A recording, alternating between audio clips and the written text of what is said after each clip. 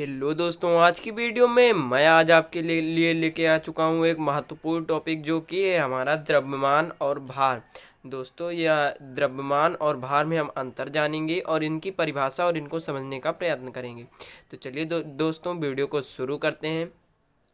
तो दोस्तों, देख सकते हैं द्रव्यमान में दिया हुआ है किसी वस्तु का द्रव्यमान उस वस्तु में उपस्थित पदार्थ की मात्रा को व्यक्त करता है। यह किसी पदार्थ का मूलभूत गुण होता है। किसी वस्तु का द्रव्यमान सदैव स्थिर रहता है। इसका SI मात्रक किलोग्राम होता है। यह एक अदिश राशि है। तो दोस्तों, किसी वस्तु का द्रव्यमान, कोई वस्तु है, अगर आपको द्रव्यमान जानना है, मतलब इसमें द्रव्यमान है नहीं, ये द्रव्यमान क्या होता है, उस वस्तु में उपस्थित पदार्थ की मात्रा, उस वस्तु में जो पदार्थ की मात्रा होगी, जैसे पदार्थ के कण कण में बटे होते हैं अणु परमाणु के रूप में, तो उसके पदार्थ की मात्रा जो है को व्यक्त करता है। उसकी मात्रा जो है, जो पदार्थ के कण होते हैं उन्हीं को व्यक्त करता है वो। यह किसी पदार्थ का मूलभूत गुण है। किसी पदार्थ का मूलभूत गुण है। किसी पदार्थ को आप देख लेंगे तो उसका यह मूलभूत गुण होता है कि वह, उसका कुछ ना कुछ वजन होगा, यानी कुछ ना कुछ द्रव्यमान जरूर होगा। द्रव्यमान तो होगा। तो इसमें देख सकते हैं मूलभूत गुण है। किसी वस्तु का द्रव्यमान सदैव स्थिर रहता है। कोई वस्तु है, उसका द्रव्यमान हम सदैव स्थिर रहेगा, ये आप जानिए, हमेशा स्थिर रहेगा। इसका SI मात्रक किलोग्राम होता है। इसको किलोग्राम से तौलते हैं, यानी नापते हैं द्रव्यमान को। यह एक अदिश राशि है। तो दोस्तों, द्रव्यमान मुझे उम्मीद है आपको समझ में आ गया होगा। तो भार जान लेते हैं क्या है। भार जो होता है दोस्तों, ये किसी वस्तु पर पृथ्वी द्वारा लगाया गया आकर्षण बल उस वस्तु का भार कहलाता है। यह सदिश राशि किसी वस्तु, यानी आप देखिए कोई वस्तु है, उस पर ये पृथ्वी में है, पृथ्वी द्वारा लगाया गया आकर्षण बल, यानी पृथ्वी जो है आकर्षण बल इस पर लगा रही है।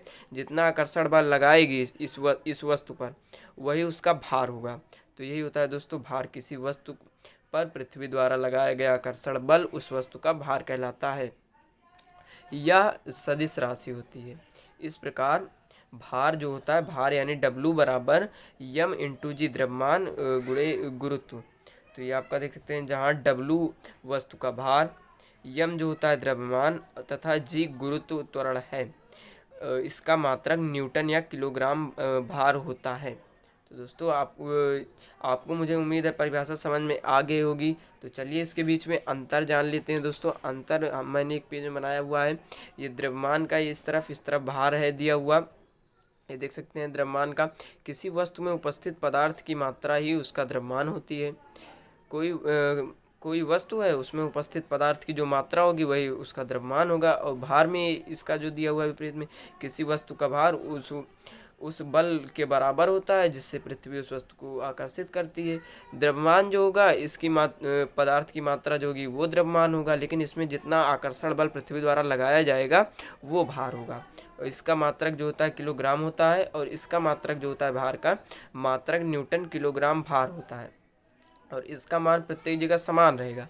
द्रव्यमान जो रहेगा हर एक जगह समान रहेगा, और जो भार रहेगा, भार M इंटू जी गुरुत्वीय त्वरण के परिवर्तन के कारण भिन्न भिन्न होता है। यानी इसका कुछ पता नहीं होता, या भिन्न भिन्न अलग अलग कुछ भी हो सकता है, छोटा बड़ा कम ज़्यादा कुछ भी हो सकता है। द्रव्यमान को भौतिक तुला से तोला जाता है। द्रव्यमान जो होगा उसको भौतिक तुला से तोला जाएगा, भार को कमानीदार तुला से तोला जाएगा। तो ये आप जान लीजिएगा, द्रव्यमान को भौतिक तुला यानी द्रव्यमान यानी भौतिक तुला से तोला जाएगा, और भार जो होगा वो आपका कमानीदार तुला से तोला जाएगा। और पांचवा दिया हुआ है, पांचवा पॉइंट, किसी वस्तु का द्रव्यमान कभी शून्य नहीं हो सकता। कोई भी, मान लीजिए कोई भी इस पृथ्वी पर वस्तु है, उसका द्रव्यमान कभी शून्य नहीं होगा। ये आप मान के चलिए, मान के क्या, ये आप कंफर्म समझिए कि उसका द्रव्यमान कभी भी शून्य नहीं होगा।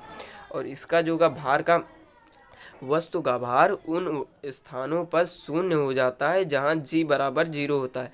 यानी जहाँ गुरुत्व त्वरण बराबर 0 होगा, वहाँ वस्तु का भार 0 हो जाएगा। यानी जहाँ पर गुरुत्व त्वरण नहीं होगा वहाँ पर उसका भार भी नहीं होगा, यानी पृथ्वी आकर्षित करेगी, कुछ आकर्षित करेगा तभी इसका भार होगा। तो दोस्तों ये आज की वीडियो में इतना ही था। जैसा कि मैंने आपको बताया परिभाषा और उदाहरण, परिभाषा और आपको मैंने अंतर इन दोनों के बीच बताया। वीडियो कैसा लगा कमेंट बॉक्स में ज़रूर बताइएगा और चैनल को सब्सक्राइब कर लीजिएगा ताकि आपको इसका साइंस का पेपर और आपको इसका अन्य टॉपिक मिलते रहेंगे इसी चैनल पर। तो दोस्तों मिलते हैं अगली नई वीडियो में अगले नए टॉपिक के साथ, तब तक के लिए बाय बाय।